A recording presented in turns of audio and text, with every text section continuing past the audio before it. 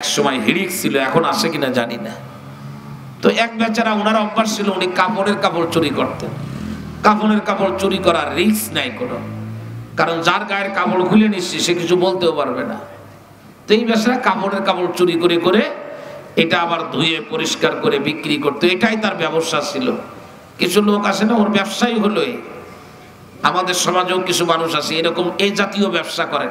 হয়তো কাপড়ের কাপড় চুরি করেন না, কিন্তু উনি যা চুরি করেন সেটা কাপড়ের কাপড়ের থেকেও বেশি খারাপ। ইদানিং মনে করেন যে অনেক একেবারে কি বলবো, এদেরকে বিপদগামী আমার কিছু ভাইরা আছেন, মসজিদে জুতা স্যান্ডেল চুরি করে। এটা তো এক ধরনের চুরি। আবার কিছু আছে মনে করে সুদের কারবার করে, এরাও চোর। যারা সুদের কারবার করে এ হলো নাম্বার ওয়ান চোর। একেবারে চোখের সামনে মানুষের কাছ থেকে সুদের টাকা নিচ্ছে, ভয় নাই যে আমি পরকালে আল্লাহর সামনে আমার দাঁড়ানো লাগবে, জবাবদিহি তার মুখোমুখি হবে। সে সুদের কারবার করে, লাখ লাখ কোটি কোটি টাকা সুদের কারবার করতেছে, বড় লোক হচ্ছে, ভয় নাই তো পরকালে আল্লাহর সামনে দাঁড়াতে হবে। এখন এই বেচারা কাফনের কাপড় চুরি করতে করতে বয়সের একটা সময় পার হয়ে গেছে। হাদিসের ভিতরে আসছে, বয়স যখন একদম শেষ পর্যায়ে, মানুষ তো বোঝে যে আমার আর বেশি দিন চলবে না, তখন এই বেচারা চিন্তা করতেছে, হাই রে, সারা জীবন কাপড়ের কাপড় চুরি করছে, লোকজন কেউ জানে না, যাদের কাপড় চুরি করি তারাও তো কাউরে বলে নাই, কিন্তু একজন তো জানেন, তার নাম কি জোরে বলেন? এখন তো আমার তার কাছে যাওয়া লাগবে, আমার মৃত্যুর পরে রবের কাছে আমার যাওয়া লাগবে। আমি যে কাপড়ের কাপড় চুরি করছি, লোকজন দেখলে আমার হাড়গোড় ভেঙে দিত, লোকজন দেখে নাই, বেঁচে গেলাম। কিন্তু আল্লাহ তো দেখছেন, আল্লাহর হাতে ধরা পড়ার পরে আমার উপায় হবে কি? আমি তো এমনি নাদোষ নুদোষ মানুষ, আমি তো মারধর সহ্য করতে পারবো না। অনেক মানুষ আছে চুরি করার উস্তাদ, রাজনৈতিক লিডারদের কথা বেশি বলবো, যখন দল ক্ষমতায় থাকে, মার্সিডিজ গাড়ির মধ্যে ঘরে, দামি দামি গাড়ির ভিতরে এসি গাড়িতে গমে, চেহারা দেখবেন নাদোষ নুদোষ চেহারা, কিন্তু ক্ষমতা যখন চলে যায়, আর সেই যাওয়াটা যদি পলানোর মধ্য দিয়ে হয়, তো মাঝে মধ্যে সোশ্যাল মিডিয়াতে যখন ওই লিডারদের ছবি দেখা যায়, চেহারার দিকে তাকানো যায় না, ভয় লাগে যে এটা কি আগের লোক না পরের লোক, সেই লোক নাকি অন্য কোনো লোক। এখন এই বেচারা চুরি করছে দীর্ঘদিন ধরে, এখন তো মরো ভাব, নিজের ভিতরে ভয় কাজ করতেছে, আল্লাহ তো আমারে ধরবে, সে পরিমাণে কাপড়ের কাপড় চুরি করছি, জবাব দেব কেমনে? আমার তো মাছ শুরু করবে, মাছ তো আমি খাইতে পারবো না। আল্লাহর হাত থেকে কেমনে ধরা থেকে বাঁচা যায়? এখন আল্লাহর হাত থেকে কেমনে বাঁচবে? নিজের ভিতরে আল্লাহর ভয় দিন দিন বাড়তেছে, আর বাঁচার চেষ্টাটাও দিন দিন খুব বেশি নিজের ভিতরে তৈরি হচ্ছে। একদম যখন ইদা হাদারাহুল মাউত, মৃত্যু শয্যায় যখন শায়িত, ডাক্তাররা বলতেছে এই লোক আর বাঁচবে না, তখন নিজের ছেলেদেরকে, বাচ্চাদেরকে ডাক দিয়ে বলতেছে, বাবারা, তোদের জন্য বহুত কিছু করছি, সেসব কথা তোদের বলবো না কি কি করছি, কিন্তু আমি এই মৃত্যুর আগে তোদের একটা শেষ ওসিয়াত করব, মানবে কিনা বল? সন্তানরা বলল ঠিক আছে, মেনে নিব। বলে আমি যখন মারা যাব, খবরদার আমারে কাফনের কাপড় পরায় কবরে রাখবি না। ছেলেরা জিজ্ঞাসা করে, বাবা কোন জায়গায় রাখবো? বলে আমি যা বলবো তাই করবি, এমন কিছু কাজ করতে হবে যাতে আল্লাহ আমারে ধরতে না পারে। ছেলেরা বলে কি করব? বলে শুকনা কাঠ সংগ্রহ করবি, শুকনা কাঠ সংগ্রহ করে কাঠের ভিতরে আগুন ধরাবি, এরপরে আমারে শুকনা কাঠের ভিতরে, জ্বলন্ত আগুনের ভিতরে আমারে ফেলাবি। যখন এই কাঠগুলো পুড়ে ছাই হয়ে যাবে আর আমার বডি পুড়ে ছাই হয়ে যাবে, এই আমার বডি আর কাঠ, এই দুইটা পুড়ে যে ছাই হয়েছে, ছাইটা ভালো করে মিশাবি যাতে কোনোভাবে আমারে খুঁজে বের করতে না পারে। সুম্মাজরু নিসবাহু ফিল বাহরি, এরপরে যেদিন প্রচুর পরিমাণে বাতাস হবে, সাগরের ভিতরে জোয়ার আর ভাটা চলবে, ওই সময় যে অর্ধেক ছাই সাগরের পানিতে ফেলে দিয়ে আসবা, আর প্রচুর পরিমাণে যখন বাতাস হবে, আর অর্ধেক ছাই মরুভূমির ভিতরে উড়ান্ত ধুলাবালুর সঙ্গে উড়ায় দিবা। বুদ্ধি দেখছেন? একের বুদ্ধি না, এই একের বুদ্ধি কি জন্য? কার কাছ থেকে বাঁচার জন্য? বলেন না বাবা। আমরা অনেকে আছি চুরি করি, ডাকাতি করি, দেশ বিরোধী কাজ করি, ইসলাম বিরোধী কাজ করি, এরপরে পরকালে বাঁচার জন্য আবার 2-4টা মসজিদও বানায়। কথা বুঝাইতে পারি নাই বলে? হ্যাঁ, 2-4টা মসজিদ বানানো লাগবে না, পরকালীন জীবনে নাজাতের জন্য একটা মসজিদও বানানো লাগবে না। একটা মসজিদে লাখ লাখ ইট রাখছে, একটা ইট দিলেও একজন নাজাত পেয়ে যাইতে পারে।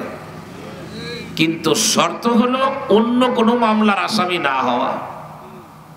আপনার আজকে এক মামলায় জামিন হয়েছে, সে মামলাটা হলো আপনি রাস্তা দিয়ে গাড়ি চালানোর সময় অসতর্কতা বশত আপনার গাড়ির ধাক্কায় একটা লোক মারা গেছে, আপনাকে আজকে বেকসুর খালাস দেওয়া হলো। কিন্তু এক খালাস দিয়ে আপনি যখন গেটে আসছেন, জেলখানার বেরোবেন, গেটম্যান বলতেছে দেখি তোমার আমল নামাটা চেক করি আর কোনো সমস্যা আছে কিনা। কম্পিউটারে ক্লিক দিয়ে দেখা গেল যে আপনি ইচ্ছা করে মানুষ মারছেন, গোটা বিশেক চুরি করছেন, মিথ্যা কথা বলছেন, নামাজ পড়েন নাই, মানে মামলা তো অগণিত। অনলাইনে আপনার নামে মামলা রয়েছে। প্রিয় ভাইরা, এই সহজ কিস্তিতে চুরি করে, ডাকাতি করে, মানুষকে মেরে মসজিদে জুমার দিন এসে 500 টাকা দান করে যারা যারা পরকালে জান্নাতে যাইতে চান, এত সহজ হবে না। কিন্তু বুঝাইতে পারি নাই মনে হয়? আমি কি কথা বুঝাইতে পেরেছি? ওই ভ্যানওয়ালা সারাদিন ভ্যান চালায়, জুমার নামাজের দিন দান বাক্সের ভিতরে 2 টাকা ফেলছে, পাশে একজন বসা, উনি 500 টাকার একটা নোট ফেলছে। যিনি 500 টাকার নোট ফেলছে, উনি 2 টাকার নোট ফেলতে দেখে ভ্যানওয়ালারে কি ধন্যবাদ দেবে, জাযাকাল্লাহ দেবে, নাকি বলবে যে একটু বেশি দেওয়া যায় না? এটা বলবে না। আবার অনেক সময় টিটকারিও মারে, তিরস্কারও করে। 2 টাকা দান করছে। আপনি ভালো করে শোনেন, ওই ভ্যানওয়ালা সারাদিন ভ্যান চালায়, সুদের কারবার করে নাই, কারণ আত্মসাৎ করে নাই, কাউকে মনে কষ্ট দেয় নাই। ওই ভ্যানওয়ালা 2 টাকা ফুলসিরাত পার হওয়ার জন্য যথেষ্ট হবে। আর আপনার 500 টাকার নোট নগদ, একেবারে ডক্টর ইউনূসের সাবানো নোট, ও নোট দিয়েও আপনি জান্নাতে যাইতে পারবেন না। কেন? আপনাকে বলা হবে অমুক ব্রিজ বানাইতে সরকার দিছিল 10 লাখ, 8 লাখ টাকার কাজ করে 2 লাখ টাকা কি করছো?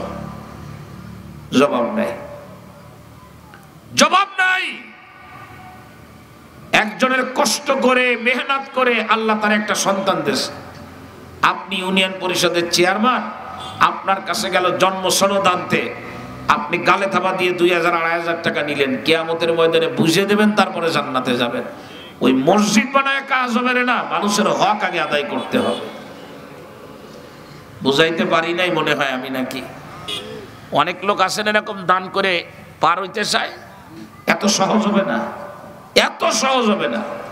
দান করবেন না সে কথা বলতেছি না, দান কম করেন, কিন্তু দায়মুক্ত আগে হন। হাজারো মামলা ঘাড়ে নিয়ে 2-10 টাকা দান করলে কাজ হয় না। কথা বুঝে আসছে? তবলিগ করেন, অনেকে আছে না তবলিগ করেন, তবলিগও করে সমানে, মানুষকে কষ্ট দেয়ও সমানে। এই তবলিগেও কোনো কাজ হবে না। আপনি চরমনায় যান, মানুষকেও কষ্ট দেন, কাজ হবে না। নামগুলো এমনি বলতেছি, কিছু মনে নিয়েন না। জামাত ইসলামী করেন, মানুষকে কষ্ট দিচ্ছেন, কাজ হবে না। আমি ইসলামীগুলো বলতেছি, মানে যেগুলোকে আমি মনে করি যে এই মানুষগুলো আল্লাহ হয়তো এদেরকে মাফ করে দিবেন, আমি তাদের কথা বলতেছি। আর এর বাহিরে যাদের কথা বলতেছি না, ওগুলো বলাও যা, না বলাও তাই। ওগুলা তৈরি হয়েছে ও আকাম করার জন্য। বুঝাইতে পারি নাই মনে হয়? প্রিয় ভাইরা রে আমার, পিতা মারা গেল, পিতার ওসিয়াত অনুযায়ী সন্তানরা শুকনা কাঠ সংগ্রহ করে কাঠের ভিতরে আগুন ধরালো। আগুন ধরানোর পরে সন্তানরা তাদের হাত দিয়ে পিতারে জ্বলন্ত আগুনের মধ্যে ফেলালো। একদম পুড়ে যখন ছাই হয়ে গেছে, কাঠের ছাই আর দেহের ছাই, এই 2 ছাই এবার একসঙ্গে করলো। পালাইতে পারবো না, পালানোর কোনো জায়গা নাই। সাগরে মাছের পেটে যাবেন, কিয়ামতের ময়দানে হাজির হওয়া লাগবে। পৃথিবীতে হারিয়ে যাবেন, কিয়ামতের ময়দানে হাজির হওয়া লাগবে। মাওলানা পাকের হাত থেকে আমরা কেউ বাঁচতে পারবো না, সব ধরা পড়া লাগবে। প্রিয় ভাইরা রে আমার, এবার ওই ছাইটাকে ভালো করে মিশাইয়ে দুটো ভাগ করা হলো। এক ভাগ ছাই পিতার অর্ডার অনুযায়ী সন্তানরা বাতাসে উড়ায় দিল, আর এক ভাগ ছাই নিয়ে পানির ভিতরে দিয়ে দিল। সন্তানরা মনে মনে খুব আনন্দ পাচ্ছে, আব্বার একটা ওসিয়াত মানতে পারছে, আব্বারে তো আল্লাহর ধরতে পারবে না। সন্তানরা এখনো বাড়ি এসে পারে নাই। মাইকের আওয়াজ যত দূর পর্যন্ত যায়, হাত পা ধরে বলতেছি, কোন কলা কৌশল করে আল্লাহর ধরার হাত থেকে বাঁচা যাবে না। যদি ঈমান আমলের ভিতরে কোনো খারাপি থেকে থাকে, আর ঈমান আমল যদি সুন্দর থাকে, কোনো কৌশল অবলম্বন করা লাগবে না। আল্লাহ নিজ গুণে আমারে জান্নাতের মেহমান বানিয়ে দিবে। সন্তানরা এখনো বাড়িতে এসে পারে নাই। বুখারী শরীফের হাদিসের মধ্যে আসছে, ফা আমার আল্লাহুল বাহর, আমার আল্লাহ সাগরকে হুকুম দিয়ে দিল, ওই ব্যক্তির দেহের যে অংশ তোমার ভিতরে আছে এক জায়গায় করে দাও। হুকুম হইতে দেরি, ফাজামা মা ফিহি, সাগরের ভিতরে তার শরীরের যত অংশ ছিল এক জায়গায় হয়ে গেল।